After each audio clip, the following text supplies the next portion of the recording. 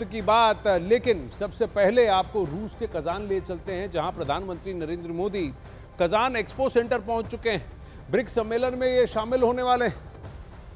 अब से अगले 2 घंटे तक ब्रिक्स की वार्ता लंबी चलेगी और फिर शाम को भारतीय समय अनुसार करीब 4:30 बजे से लेकर 5:30 बजे के बीच में एक 50 मिनट का विंडो दिया गया है सभी नेताओं को अपनी पुलसाइड्स या द्विपक्षीय वार्ताओं के लिए।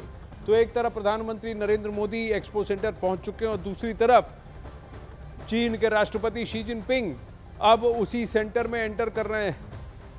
एक के बाद एक इन नेताओं का जमावड़ा, उनके साथ उनकी टीम ब्रिक्स की इस वार्ता के लिए अंदर पहुंचती हुई। लेकिन दोपहर 4:30 बजे से 5:30 बजे के बीच में भारत और चीन के बीच में होने वाली द्विपक्षीय वार्ता पर सबकी निगाहें टिकी हुई हैं।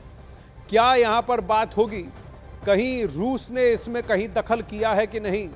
जहां एक तरफ प्रधानमंत्री नरेंद्र मोदी रूस और यूक्रेन के बीच शांति का प्रस्ताव लेकर दोनों नेताओं से मिलकर बातचीत कर रहे हैं और भारत हर संभव कोशिश कर रहा है, पहल कर रहा है समाधान की। वहीं क्या रूस भारत और चीन के बीच में जो तनाव है, जो रस्साकशी चल रही है, उसमें थोड़ा सा दोनों को कहने की कोशिश कर रहा है, समझाने की कोशिश कर रहा है कि आपस में लड़ने से इस एशिया ब्लॉक में किसी को फायदा नहीं होगा?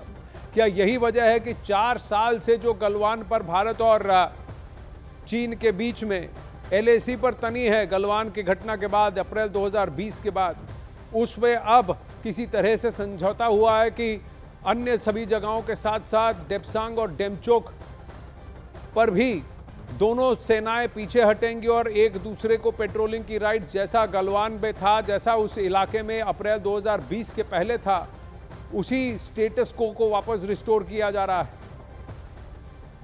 और उसके आगे अब भारत और चीन कैसे आगे बढ़ेंगे? क्या आपसी मनभेद और मतभेद को एक तरफ रखकर समाज कल्याण और खासकर इस एशिया ब्लॉक के कल्याण के लिए क्या ये दोनों देश साथ मिलकर आगे बढ़ने पर आमादा होंगे? क्या चीन का भरोसा किया जा सकता है? क्योंकि हर बार दोस्ती का हाथ बढ़ाकर दूसरे हाथ से खंजर घोंपने का काम चीन कर चुका है। हिंदी चीनी भाई भाई का नारा देकर ये तो भारत के अंदर ही घुस आए थे। तब से लेकर अब तक चीन ने कभी अपना रवैया नहीं बदला, ना ही अपनी आदतें बदली। पर अब जिस विश्व पटल पर और जिस लेवल पर भारत पहुंच चुका है और जहां चीन में आर्थिक तंगी मंदी चल रही है, जिसकी वजह से उसने अपने इंटरेस्ट रेट्स को भी घटा दिया है, क्या अब चीन समझ गया है कि भारत से पंगा लेना उसे बहुत महंगा पड़ रहा है? क्योंकि ना सीपैक आगे बढ़ रहा है, ना और उसको अपनी सेनाएं भारत की सीमा के सामने लगाकर रखनी पड़ रही हैं, जिसका उसे काफ़ी खर्चा उठाना पड़ रहा है। वहीं ताइवान पर उसे प्रेशर है। क्या चीन ये समझ गया है कि अपने आर्थिक विकास के लिए उसे भारत से मित्रता की आवश्यकता है? और क्या भारत अब चीन को ये साफ समझा पाएगा कि वो भारत की सरजमीन पर अपने कदम ना रखे?